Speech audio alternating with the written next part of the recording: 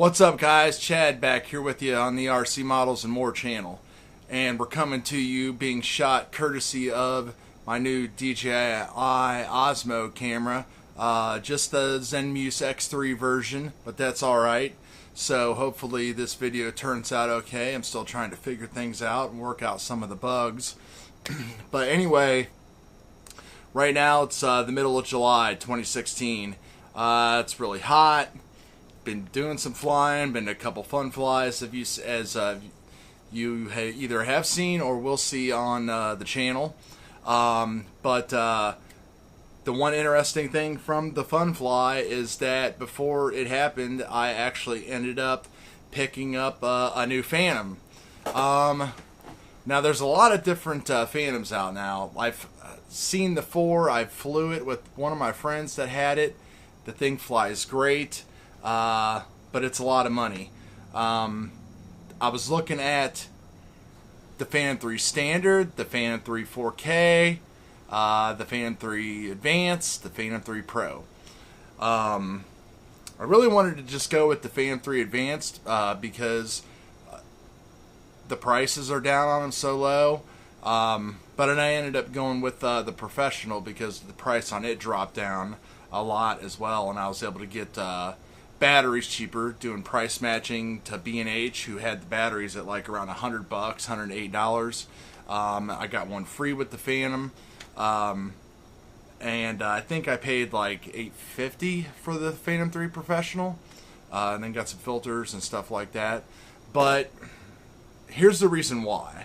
Now everybody loves and everybody wants to get this Phantom 3 Standard and the 4K and everything else. They're around $500 to $600 for the Standard, and I think I have seen the 4K for either $600 or $700 thereabouts.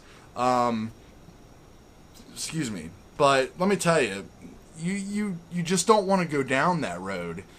With the reason why is because they use the Wi-Fi connection to the iPhone or your tablet or whatever to do the streaming back and for the DJI Go app.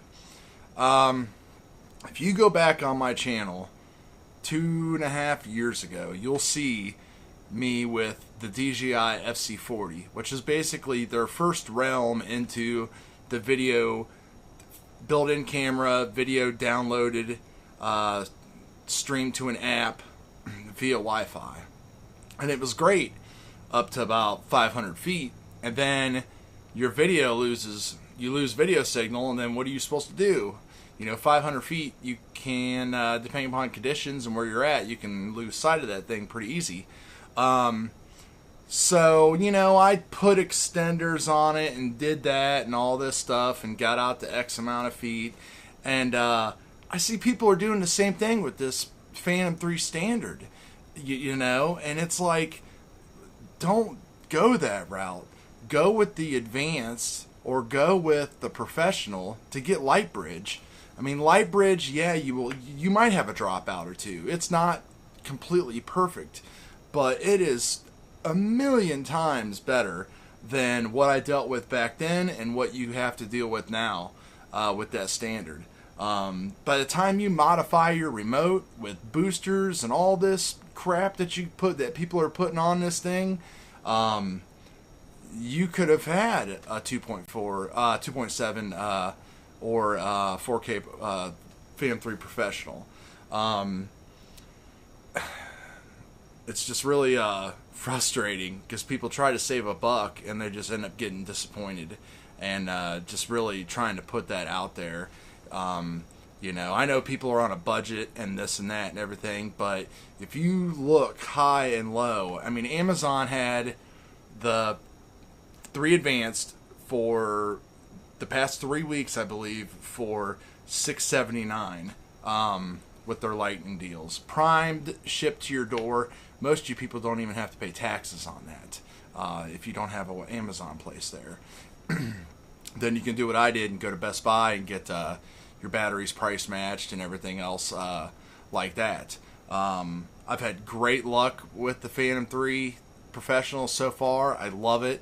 It's amazing because I tried for years with NASA flight controllers and everything to build something that was like that with Terrat 2D gimbals. The 3D stabilized footage and stuff is just amazing.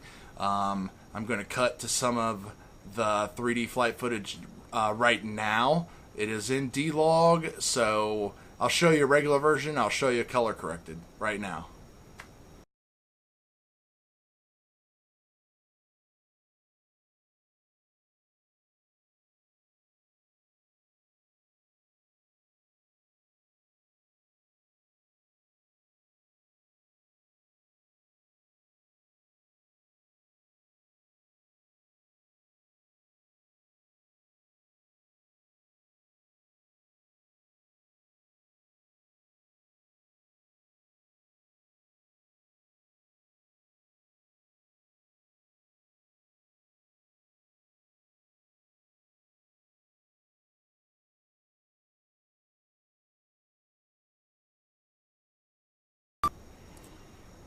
So that was just the regular flight footage and then color corrected and everything.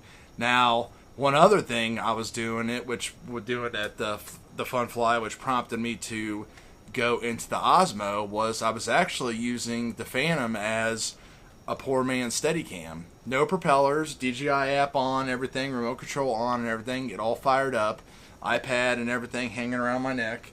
And I was basically just walking around like this with the Phantom recording video, and it turned out great too. Let me show you that right now.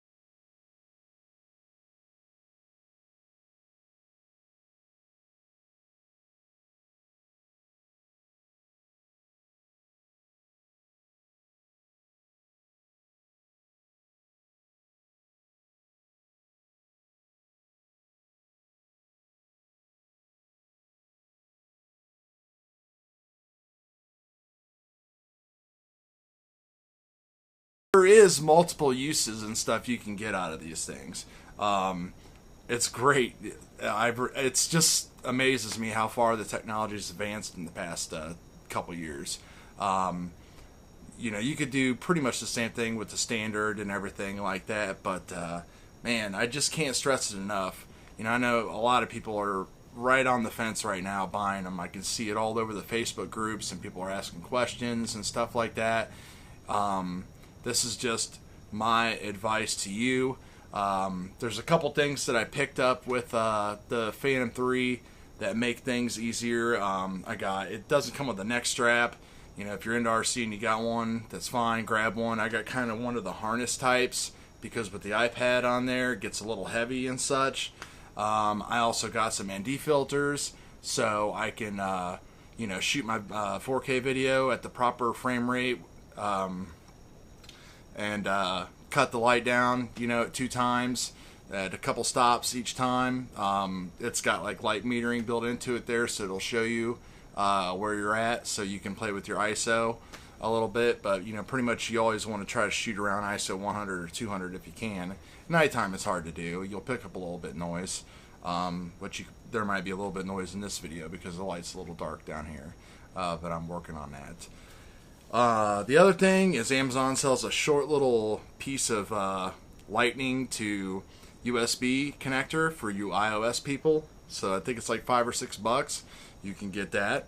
And then what I did for me and my fiance, so we can actually set up a kind of a dual operator type of deal, is I got a iPad tripod mount and a long lightning connector.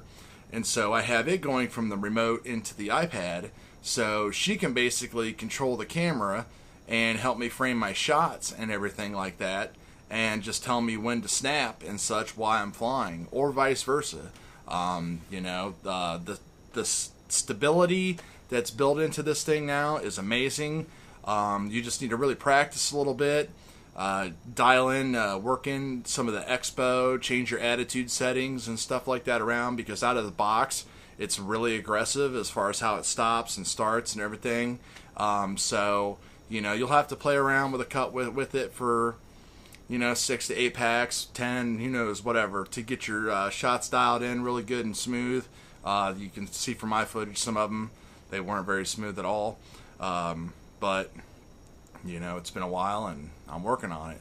So anyway, that's just my 2 cents. If you have any questions, let me know. Ask, like, subscribe, comment, all that YouTube stuff. And you got any questions about the Osmo, there's going to be Osmo videos coming up. You can go ahead and hit me up on that too. So until later, out.